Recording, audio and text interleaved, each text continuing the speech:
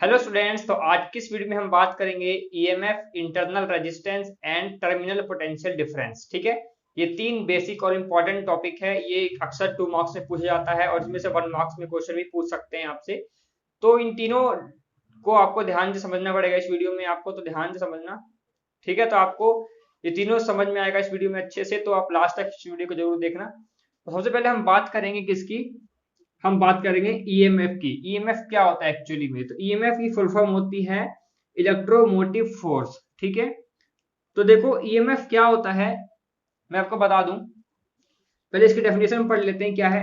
It is the maximum potential difference between two electrodes of the cell.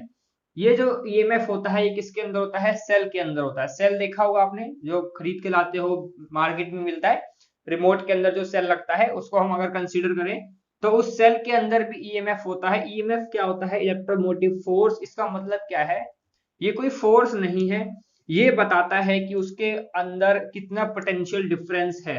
ठीक है, maximum potential difference के बारे में हमें बताता है। तो देखो जो सेल होता है ना, जैसे मान के चलो हम इस सेल की बात करें, ये जो सेल है ऐसे ऐसे ही सेल होता है कुछ। ठीक है, तो सेल के अंदर क्या होते हैं? एक पॉजिटिव टर्मिनल होता है और एक नेगेटिव टर्मिनल होता है। कैथोड एंड एनोड होते हैं। ठीक है, जिनको हम इलेक्ट्रोड का नाम दे देते हैं। ठीक है, तो यहाँ पर पॉजिटिव टर्मिनल एक नेगेटिव टर्मिनल होता है। ठीक है, इसके अंदर इलेक्ट्रोड्स होते हैं, इसके अंदर इलेक्ट्रोलाइट होते हैं। जो इलेक्ट्रोलाइट होते हैं इसके अंदर वो क्या होते हैं?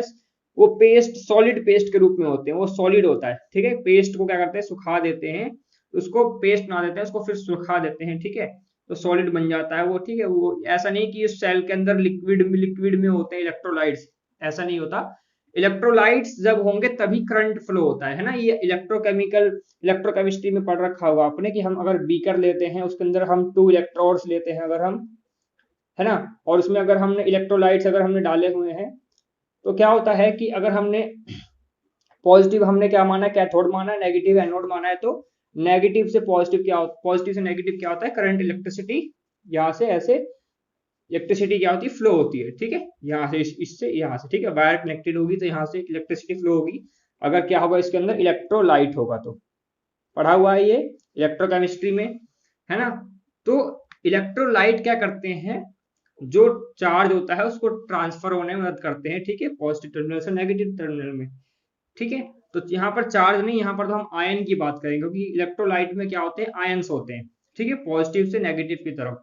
तो वही देखो, जो सेल होता है, सेल क्या होता है? अगर उसमें लिखा होता है कितने वोल्ट का, अगर हम बात करें, अगर कोई सेल हो 5 वोल्ट का है, सेल अगर आप लेके आते हो 5 वोल्ट का है, तो हमने उसको खरीद करके लाए हैं अभी, सेल को अभी हमने उसको यूज नहीं किया हुआ, तो उसके अंदर मैक्सिमम पोटेंशियल कितना है?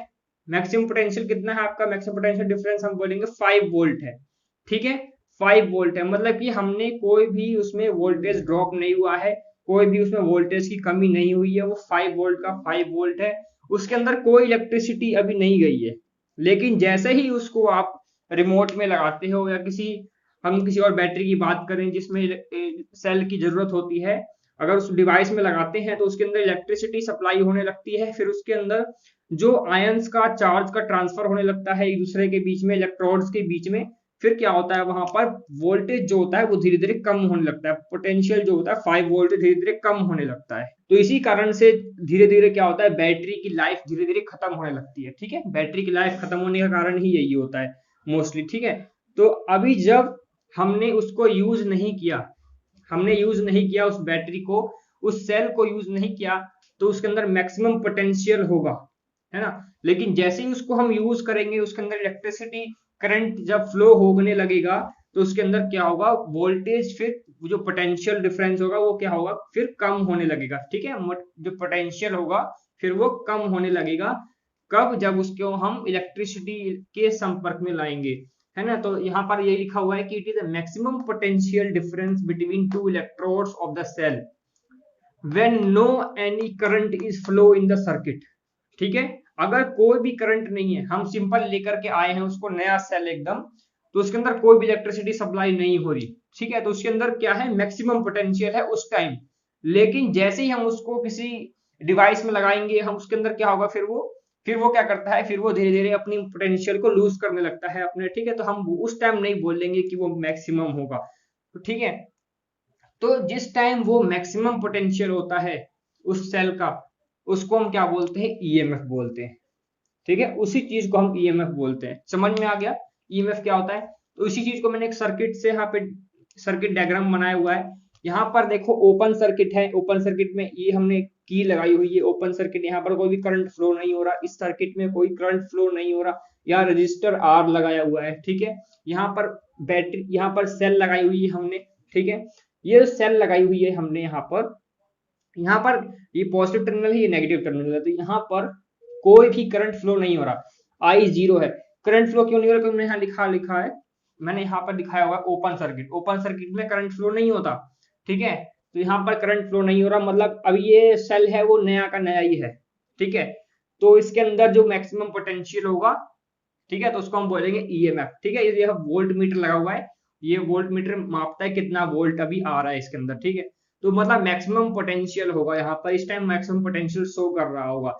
लेकिन जैसे ही आप इसको किसी डिवाइस में लगाते हो, या रिमोट की बात करें किसी भी डिवाइस में जहां पर सेल का यूज होता है, तो वहां पर क्या होगा, फिर पोटेंशियल धीरे धीरे कम होने लगेगा, 5 से फिर 4 होने लगेगा, फिर 3 होने लगेगा, फिर 2 होने, धीरे धीरे करते करते फिर वो उसकी बैटरी की लाइफ फिर खत्म होने लगेगी धीरे धीरे। समझ में आ गया ना? तो यही मतलब है कि उस जब करंट फ्लो नहीं हो रहा होता, जब हम नया नया लेकर के आते हैं बैटरी को, उस टाइम करंट फ्लो नहीं हो रहा होता, उसमें सिंगल रहता है ना, तो उस टाइम हम उसको यूज में नहीं कर रहे होते, तो वहां पर जो पोटेंशियल डिफरेंस होता है उस सेल के अंदर, उस सेल के अंदर जो मैक्सिमम पोटेंशियल होता है उसके सेल के अंदर, ठीक है, उसको हम बोलते हैं क्या, उसको हम बोलते हैं इलेक्ट्रोमोटिव फोर्स बोलते हैं। ठीक है, जब उसके अंदर कोई भी करंट फ्लो नहीं हो रहा होता। ठीक है, समझ गए इस चीज को? अच्छा, अब हम बात करेंगे नेक्स्ट, इसी से बस थोड़ा सा चेंज है इसके अपोजिट, जिसको हम बोलते हैं terminal potential difference. Terminal potential difference just इसके अपोजिट होता है, कि ये किस केस में होता है, जब कोई भी करंट फ्लो नहीं हो रहा होता, मतलब जब हम पोटेंशियल डिफरेंस, तो लेकिन टर्मिनल पोटेंशियल डिफरेंस वो होता है जब इसके अंदर करंट फ्लो होने लगेगा, मतलब जब हम इसको ये ओपन सर्किट से क्या करते हैं, क्लोज सर्किट कर दें। क्लोज सर्किट का डायग्राम कैसे बनेगा, देखो स्टूडेंट्स, पहले आप इसको लिख लो, फिर मैं आपको बताता हूँ टर्मिनल पोटेंशियल डिफरेंस। तो स्टूडेंट्स देखो, हम बात करते हैं अगर टर्मिनल पोटेंशियल डिफरेंस क्या होता है, तो इसमें ईएमएफ का जस्ट अपोजिट होता है। ईएमएफ में क्या होता है कि जब मैक्सिमम पोटेंशियल होता है, जब उसके अंदर करंट फ्लो नहीं हो रहा होता है, लेकिन इसमें क्या होगा, मैक्सिमम पोटेंशियल कब देखेंगे, जब इसमें करंट फ्लो हो रहा होगा। ठीक है, अब इसमें हम क्लोज सर्किट कर देते हैं। क्लोज सर्किट को हम ऐसे शो करते हैं, यहाँ पर हम लिखेंगे अब क्या, क्लोज सर्किट। ठीक है, क्लोज्ड सर्किट है, हम क्लोज सर्किट में ऐसे बना करके और यहाँ पे डॉट लगा देते हैं, क्लोज सर्किट है। ठीक है, तो यहाँ पर देखो, मतलब अब क्या है, करंट फ्लो होना स्टार्ट हो गया इसके अंदर, इस सेल में करंट फ्लो होना स्टार्ट हो गया। सेल क्या करेगा, अब ये यहाँ से करंट, यहाँ से करंट अब जाने लगेगा। ठीक है, यहाँ से ऐसे आई करंट, ठीक है, इस सेल से करंट यहाँ पर ऐसे जाएगा। ठीक है, ये क्या करता है, इसी की वजह से तो फिर यहाँ करंट फ्लो होगा, है ना। तो अब क्या होगा, इसमें वोल्टेज ड्रॉप होने लगेगा, मतलब वोल्टेज की कमी होने लगेगी, वोल्टेज जो मैक्सिमम पोटेंशियल जो पहले था, अब वो धीरे धीरे कम होने लगेगा, धीरे धीरे। ठीक है, तो मतलब वोल्टेज ड्रॉप होने के कारण इसका जो पोटेंशियल होगा वो क्या होगा, धीरे धीरे फिर वो कम होने लगेगा। तो स्टूडेंट्स हम यहाँ पर देख सकते हैं कि जो, अगर मैं आपसे पूछूं कि टर्मिनल पोटेंशियल डिफरेंस और ईएमएफ दोनों में पोटेंशियल डिफरेंस, जो दोनों में पोटेंशियल किसमें ज्यादा होगा, अगर मैं पूछूं कि ईएमएफ मैंने लिया हुआ ईएमएफ, है ना, और terminal potential difference, terminal potential difference, EMF को हम ई से शो करते हैं, ध्यान रखना, और टर्मिनल पोटेंशियल डिफरेंस को हम वी से शो करते हैं। ठीक है, क्योंकि अब पोटेंशियल की बात हो रही है ना। और यहाँ पर देखो, दोनों में किसमें पोटेंशियल ज्यादा होगा, ये एक केस है जब यहाँ पर ओपन सर्किट होगा, ओपन सर्किट होगा, और जब क्लोज सर्किट होगा, तो किसमें पोटेंशियल डिफरेंस ज्यादा होगा, पोटेंशियल किसमें ज्यादा होगा, ये 1 मार्क्स में क्वेश्चन पूछा जाता है। तो जब ओपन सर्किट होगा और क्लोज सर्किट होगा, तो किसमें ज्यादा होगा पोटेंशियल। तो देखो, सबसे पहले हम बात करते हैं क्लोज सर्किट की। तो हमने टर्मिनल पोटेंशियल में देखा कि जब हम क्लोज सर्किट में देखते हैं कि मैक्सिमम पोटेंशियल कितना है, उसको हम बोलते हैं क्या, टर्मिनल पोटेंशियल डिफरेंस। ठीक है, it is the maximum potential difference between the two electrodes of the cell when current is flow in the circuit. When current क्या होता है, when current is starting flow in the circuit. ठीक है, इसमें difference क्या है, इसमें maximum potential देखते हैं हम जब करंट फ्लो नहीं हो रहा होता, इसका मैक्सिमम पोटेंशियल देखते हैं हम जब करंट फ्लो हो रहा होता है। तो इसमें हम दोनों में से पोटेंशियल ज्यादा किसमें होगा, तो दोनों में से पोटेंशियल ज्यादा किसमें होगा, जब क्लोज सर्किट कर देते हैं तो इसमें जो टर्मिनल पोटेंशियल डिफरेंस में क्या होगा, टर्मिनल पोटेंशियल डिफरेंस में जो वोल्टेज क्या होगा, कम होने लगेगा। ठीक है, अगर मान के चलो पहले हमने 5 वोल्ट की लगाई थी, वोल्ट मीटर में हमें 5 वोल्ट का शो हो रहा था जो बैटरी थी, तो अब धीरे धीरे क्या होगी, धीरे धीरे वो मान के चलो 3 वोल्ट पे हो जाएगी। अब जैसे ही हमने इसमें लगाया वैसे फिर वो क्या होगा, जैसे ही हमने क्लोज सर्किट किया फिर वो 3 वोल्ट का शो होने लग गया, वो वोल्टीमीटर में 3 वोल्टेज दिखाने लग गया, 3 वोल्ट दिखाने लग गया। तो यहाँ पर हमें क्या समझ में आ रहा है कि टर्मिनल पोटेंशियल डिफरेंस जो होता है, टर्मिनल पोटेंशियल डिफरेंस वो कम होता है किसके कंपेयर में, ईएमएफ के कंपेयर में। हमने ईएमएफ में कितना लगाया था, सबसे पहले 5 वोल्ट का खरीद के लाए थे हम, लेकिन अब हम एक सर्किट जब इसमें लगाया हमने तो अब कितना दिखा रहा है, वो 3 वोल्ट दिखा रहा है ना, 3 वोल्ट दिखा रहा है हमें। तो मतलब क्या हुआ कि ईएमएफ क्या होता है, ज्यादा होता है ना। ऑब्वियसली सी बात है, जब कुछ मार्केट से नई चीज लेके आओगे उसके अंदर सबसे ज्यादा उसके अंदर पोटेंशियल होगा, उसके अंदर सेल के अंदर। ठीक है, धीरे धीरे यूज करते करते उसमें कम हो जाएगा। ठीक है, तो टर्मिनल पोटेंशियल डिफरेंस में यही होता है। ठीक है, समझ में आ गया इस चीज को। तो ये कब होता है, जब क्लोज सर्किट में होता है। लेकिन ओपन सर्किट में क्या होगा, ओपन सर्किट में दोनों ही क्या होंगे स्टूडेंट्स, इक्वल होंगे, है ना, दोनों ही क्या होंगे, इक्वल होंगे। क्योंकि ओपन सर्किट में भी क्या है, पोटेंशियल उतना का उतना ही है, और ओपन सर्किट में ये टर्मिनल पोटेंशियल डिफरेंस भी उतना का उतना ही, क्योंकि करंट तो फ्लो हुआ नहीं, और ओपन सर्किट में करंट तो फ्लो हुआ नहीं, और करंट फ्लो नहीं हुआ तो वोल्टेज ड्रॉप हुआ नहीं, वोल्टेज ड्रॉप होगा नहीं तो वोल्टेज उतना का उतना ही रहेगा, पोटेंशियल उतना का उतना ही रहेगा। ठीक है, समझ गए इस चीज को। तो ओपन सर्किट में तो दोनों ही इक्वल होंगे, ठीक है, लेकिन क्लोज सर्किट में क्या होता है, ईएमएफ क्या होता है, ज्यादा होता है। ठीक है, ईएमएफ समझ गए, ईएमएफ कोई फोर्स नहीं है, ईएमएफ क्या है, एक तरह का एक तरह की क्या है, एक कॉज इफेक्ट बोल सकते हो, जिसमें क्या होता है, एक कॉज है जिसके अंदर हम कह सकते हैं कि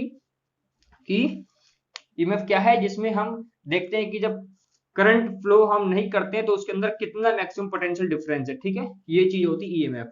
ठीक है, समझ में आ गया। अब हम बात करते हैं कि इसकी इंटरनल रेजिस्टेंस की। तो इंटरनल रेजिस्टेंस आपको यहीं पे समझ में आ जाएगा कि इंटरनल रेजिस्टेंस क्या होता है। तो देखो, जो सेल होता है ना, सेल जो होता है, सेल, इसको हम शो तो ऐसे करते हैं, लेकिन जो सेल अगर मैं इसकी बात करूं तो सेल में क्या होता है, पॉजिटिव और एक नेगेटिव होता है। सेल के अंदर क्या होते हैं, इलेक्ट्रोलाइट होते हैं। इलेक्ट्रोलाइट क्या करते हैं, वो चार्ज को ट्रांसफर करने में मदद करते हैं, आयंस को ट्रांसफर होने में मदद करते हैं। कहां से कहां मूव करते हैं, वो पॉजिटिव से नेगेटिव की तरफ मूव करते हैं वो। ठीक है, पॉजिटिव होता है, एक नेगेटिव होता है, उसके अंदर लगे होते हैं बहुत सारे। अगर आप इसको डिटेल से पढ़ोगे सेल के बारे में, आपने पढ़ा भी होगा तो उसके अंदर आपने देखा भी होगा। ठीक है, एनोड होता है, एक कैथोड होता है। ठीक है, कैथोड एंड एनोड। तो स्टूडेंट्स क्या होता है कि जो इलेक्ट्रोलाइट होते हैं, इलेक्ट्रोलाइट लिक्विड फॉर्म में होते हैं। ठीक है, इलेक्ट्रोलाइट लिक्विड फॉर्म में होते हैं, जो क्या करते हैं, इलेक्ट्रिसिटी कंडक्ट करते हैं। ठीक है, इलेक्ट्रिसिटी कंडक्ट करते हैं। अगर मैं सॉल्ट को अगर मैं वाटर में डिसॉल्व कर दूं तो क्या होगा, वहां पर इलेक्ट्रिसिटी कंडक्ट होने लगेगी। अगर मैं सॉल्ट लूं और यहाँ पर मैं वाटर डाल दूं और सॉल्ट डाल दूं इसके अंदर, तो जो सॉल्यूशन होगा वो इलेक्ट्रोलाइट का सॉल्यूशन माना जाएगा। ठीक है, क्योंकि उसके अंदर क्या होगा, Na पॉजिटिव Cl नेगेटिव का क्या होगा, वहां पर चार्ज फिर वहां पर बनने लगेगा। ठीक है, तो स्टूडेंट्स ऐसे ही सेम होता है, हम उसके अंदर 2 इलेक्ट्रोड डाल दें और ठीक है फिर उसके अंदर हम इलेक्ट्रिसिटी वहां पर फिर वो कंडक्ट होने लगेगा। ठीक है, सेम चीज सेल में भी होती है। सेल में क्या होता है, उस इलेक्ट्रोलाइट के पेस्ट को सॉलिड होना चाहिए, सुखा दिया जाता है, सुखा करके इसके अंदर डाला जाता है। ठीक है, सॉलिड पेस्ट होता है, फिर उसके अंदर सेम मैकेनिज्म वैसा ही होता है जैसे इसके अंदर होता है। ठीक है, पॉजिटिव नेगेटिव उसमें भी होता है। ठीक है, पोटेंशियल इसमें भी होता है, लिखा होता है 5 वोल्ट 2 वोल्ट 1 वोल्ट। ठीक है, ऐसे 3 वोल्ट मतलब लिखा होता है उसके ऊपर, देखना। ठीक है, तो हम बात कर रहे हैं किसकी, इंटरनल रेजिस्टेंस की। तो इंटरनल रेजिस्टेंस को देखो, मैं पहले सबसे पहले थ्योरी में बाद में बताऊंगा, पहले आप समझ लो इसको क्या होता है। इंटरनल रेजिस्टेंस ये होता है कि जब हमने टर्मिनल पोटेंशियल डिफरेंस की वजह से कितना था, 3 वोल्ट आया। ठीक है, तो बाकी का 2 वोल्ट कहां गया, ये भी तो दिमाग लगाने वाली बात है। 5 वोल्ट हम खरीद के लाए थे, टर्मिनल पोटेंशियल डिफरेंस कितना आया, 3 वोल्ट आया, लेकिन जो 2 वोल्ट जो डिफरेंस था 2 वोल्ट का, वो गया कहां, तो जो 2 वोल्ट जो है वो चला गया आपका यहां पर, इसको स्मॉल आर से डिनोट करते हैं हम। स्मॉल आर क्या होता है यहाँ पर, स्मॉल आर होता है आपका इंटरनल रेजिस्टेंस, इंटरनल रेजिस्टेंस। ठीक है, स्मॉल आर को हम बोलते हैं internal resistance of the cell, of the cell.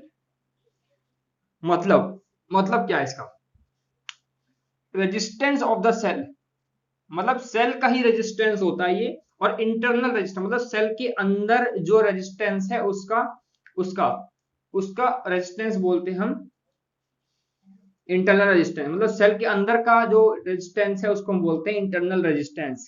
ठीक है, अब रेजिस्टेंस पढ़ा हुआ है, रेजिस्टेंस क्या होता है, रेजिस्टेंस क्या होता है, फ्लो ऑफ करंट अपोज करता है, ठीक है, opposition of flow of current, ठीक है, मतलब वो करंट को फ्लो होने में रोकता है। क्यों रोकता है, क्योंकि फिर वहां पर क्या होता है, कोलिजन होता है, जब जो पाथ होता है जो करंट फ्लो होने का उसके अपोजिट डायरेक्शन में इलेक्ट्रॉन्स मूव करते हैं।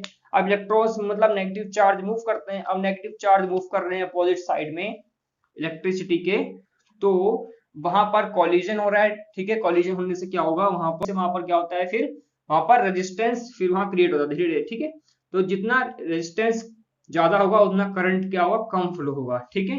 तो इसी कारण से हम बात कर रहे हैं कि इंटरनल रेजिस्टेंस सेल के अंदर भी होता है, सेल के अंदर भी होता है, क्योंकि जहां पर इलेक्ट्रिसिटी का मैकेनिज्म है वहां पर रेजिस्टेंस होगा, है ना।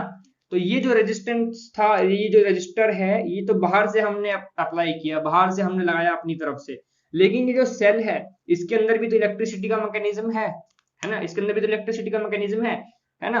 तो यहाँ पर भी इसके सेल के अंदर भी क्या होगा, रेजिस्टेंस होगा। तो सेल के अंदर भी रेजिस्टेंस होता है, क्योंकि ये इलेक्ट्रिसिटी सप्लाई होने में मदद करता है, तो इसके अंदर भी क्या होगा, रेजिस्टेंस होगा। इसमें भी देखो इलेक्ट्रोलाइट इसके अंदर भी होंगे, ठीक है, और कैथोड एनोड इसके अंदर भी है, मतलब कि इसके अंदर इलेक्ट्रिसिटी का मैकेनिज्म इसमें भी है। तो इसका मतलब क्या है, यहाँ पर भी इसका भी रेजिस्टेंस होगा, लेकिन थोड़ा ही होगा, लेकिन जरूर होगा। तो ये कितना रेजिस्टेंस, रेजिस्टेंस की वजह से क्या करता है, ये करंट फ्लो होने का अपोज करता है। तो इसकी वजह से क्या हुआ, इसकी वजह से ही क्या हुआ, 2 वोल्ट का डिफरेंस आया है। ये जो बाहर बनाया है मैंने, ये जो रेजिस्टेंस बाहर बनाया है, ये होता इसके अंदर है, लेकिन मैंने आपको शो करके बाहर बनाया है। समझ में आ रहा है कि नहीं आ रहा है। ये जो सेल बनाया है मैंने, शो करते हैं इस सेल को, ऐसे शो करते हैं।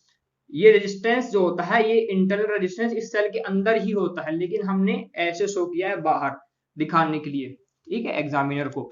तो इसने 2 वोल्ट इसने खा लिया, जो 2 वोल्ट था वो इसने खा लिया, ठीक है। समझ में आ गया, समझ में आ गया स्टूडेंट्स, क्या हुआ कि 2 वोल्ट का जो डिफरेंस आया किसकी वजह से आया, इसकी वजह से आया। समझ में आ गया। तो हम यहाँ पर इसको डेफिनेशन में हम लिख सकते हैं, इंटरनल रेजिस्टेंस की डेफिनेशन। तो स्टूडेंट इस चीज को हम डेफिनेशन से समझ लेते हैं। डेफिनेशन क्या है, it is the resistance offered by the cell, ठीक है, ये रेजिस्टेंस किसमें होता है, सेल के अंदर ही होता है, ठीक है, offered by the cell to flow of current. Resistance जो सेल के अंदर है वो क्या करेगा, फ्लो ऑफ करंट में क्या करेगा, अपोज करेगा उसका, ठीक है, flow of current called internal resistance, it is represented by small r, ठीक है। समझ में आ गया ना, इंटरनल रेजिस्टेंस क्या होता है, सेल के अंदर का रेजिस्टेंस जो करंट को फ्लो होने में अपोज करता है। एक लाइन में अगर मैं बोलूं तो, ठीक है, इसको हम बोलते हैं इंटरनल रेजिस्टेंस, ठीक है स्टूडेंट्स। अब देखो बात करते हैं हम कुछ एक, जैसे कि V इक्वल टू क्या होता है, IR होता है, ठीक है, IR। अब देखो अगर मैं बात करूं इंटरनल रेजिस्टेंस में वोल्टेज कितना होगा, इंटरनल रेजिस्टेंस में वोल्टेज कितना होगा, यहां पर सिंपल वोल्टेज तो इतना है, ठीक है। अगर मैं बात करूं voltage across internal resistance, simple जो आपका वोल्टेज कितना है, V इक्वल टू IR, लेकिन इंटरनल रेजिस्टेंस की वजह से कितना वोल्टेज होगा वो हम देखते हैं कि voltage across internal resistance, internal resistance, ठीक है। तो इसको ध्यान से समझना। तो स्टूडेंट्स जो ईएमएफ होता है वो कितना है आपका, मान के चलो 5 वोल्ट का ईएमएफ है, ठीक है, स्टार्टिंग में 5 वोल्ट है। अब क्या है, पोटेंशियल टर्मिनल पोटेंशियल डिफरेंस कितना है आपका, टर्मिनल पोटेंशियल डिफरेंस कितना आगे, मान के चलो 4 वोल्ट हो गया, ठीक है, क्योंकि टर्मिनल पोटेंशियल डिफरेंस क्या होता है, जब करंट फ्लो स्टार्ट होने लगता है तो वो क्या होता है, कम हो जाता है ना। वही बताया मैंने, ये किस क्लोज सर्किट में, हम क्लोज सर्किट की बात कर रहे हैं, मतलब क्लोज सर्किट में करंट फ्लो स्टार्ट हो गया तब जो वोल्टेज क्या होगा, कम होने लग गया। अब जो 1 वोल्ट का डिफरेंस है वो कहां पर चला गया, अब जो 1 वोल्ट है वो किस में चला गया, इंटरनल रेजिस्टेंस में चला गया। मतलब कि हम बोल रहे हैं कि जो वोल्टेज अक्रॉस इंटरनल रेजिस्टेंस कितना हो जाएगा, वोल्टेज अक्रॉस इंटरनल रेजिस्टेंस कितना हो जाएगा, वहां पर वो कितना हो जाएगा स्टूडेंट्स, 1 वोल्ट का हो जाएगा। अब ये मैंने V क्यों लिखा है यहाँ पर, इसको मैं V डैश लिख देता हूँ, मान के चलो ये V डैश किसका है, voltage across internal resistance. 1 volt का जो कमी आया वो कहां पर किसकी वजह से हुआ कमी, किसकी वजह से हुआ, इंटरनल रेजिस्टेंस की वजह हुआ। तो यहाँ पर अगर मैं वोल्टेज अक्रॉस इंटरनल रेजिस्टेंस निकालूं तो यहाँ पर क्या हो जाएगा, V इक्वल टू में V dash is equal to में स्मॉल I इंटू में स्मॉल r। ठीक है, ये वाला तो इसके लिए है, और ये V डैश जो स्मॉल वोल्टेज के लिए है, स्मॉल वोल्टेज ही तो है, स्मॉल वोल्टेज स्मॉल करंट। ठीक है, क्योंकि इसमें 1 वोल्ट का मतलब कि वोल्टेज जो इंटरनल रेजिस्टेंस होता है वो स्मॉल करंट होता है, उसमें भी स्मॉल वोल्टेज होता है उसमें। तो वहां पर हम V डैश की जगह पर क्या लिख सकते हैं, V डैश की जगह पर क्या लिख सकते हैं, IR लिख सकते हैं। तो यहाँ पर जो आपका V डैश की जगह पर अगर आप IR लिखोगे तो यहाँ पर इससे एक फॉर्मूला डिराइव हो जाता है आपका, जो कि इंपॉर्टेंट फॉर्मूला है। E इक्वल टू क्या हो जाएगा आपके पास, V प्लस में IR हो जाएगा। समझ गए। अब यहां से एक और फॉर्मूला डिराइव हो जाता है V का, टर्मिनल पोटेंशियल डिफरेंस का।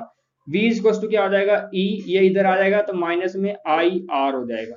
ठीक है, ये दो फॉर्मूले आपके डिराइव होते हैं इस तरीके से। समझ में आ गया ना, ये पोटेंशियल टर्मिनल पोटेंशियल डिफरेंस था और ये वोल्टेज अक्रॉस इंटरनल रेजिस्टेंस था। ठीक है, जिसकी वजह से 1 वोल्ट किसमें गया है, इंटरनल रेजिस्टेंस की वजह से हुआ है। ठीक है, समझ गए। अब बात करते हैं हम, यहाँ पर टॉपिक ये खत्म हो गया, हम बात करते हैं factor depends on internal resistance, किस किस फैक्टर पे इंटरनल रेजिस्टेंस डिपेंड करता है। तो जल्दी से हम देख लेते हैं, ये 1 मार्क्स में 2 मार्क्स में पूछ लिया जाता है। तो हम देखो बात करते हैं, it depends on the nature of electrolyte and nature of electrode. ठीक है, तो इलेक्ट्रोड और इलेक्ट्रोलाइट दोनों सेल के अंदर प्रेजेंट होते हैं। ठीक है, अगर आपने पढ़ा होगा सेल के बारे में तो। ठीक है, मैं डायग्राम भी आपको शो कर दूंगा ऊपर स्क्रीन पे। तो इलेक्ट्रोलाइट और इलेक्ट्रोड्स के जो नेचर होता है, अगर अगर अच्छा इलेक्ट्रोलाइट लोगे, अच्छा इलेक्ट्रोड लोगे, तो उसमें जो फ्लो होगा, जो आयंस का फ्लो होगा, आयन मतलब नेगेटिव पॉजिटिव आयन का जो फ्लो होगा वो अच्छे से होगा। तो मतलब वहां पर फिर क्या होगा, करंट अच्छे से फ्लो होगा, तो मतलब कि वहां पर फिर इंटरनल रेजिस्टेंस कम हो जाएगा, क्योंकि जो करंट होता है वो रेजिस्टेंस के अपोज क्या होता है, इनवर्सली ही तो होता है। अब वो हम रेजिस्टेंस बोले या फिर इंटरनल रेजिस्टेंस बोले, है तो रेजिस्टेंस ही ना। तो अगर करंट अच्छे से फ्लो होगा तो मतलब कि करंट वहां पर इंटरनल रेजिस्टेंस क्या होगा, कम हो जाएगा। ठीक है, तो हम इसमें तो ये लिखेंगे, depends on nature of electrolyte and nature of electrode. Second किस पर डिपेंड करता है, सेपरेशन बिटवीन द इलेक्ट्रोड।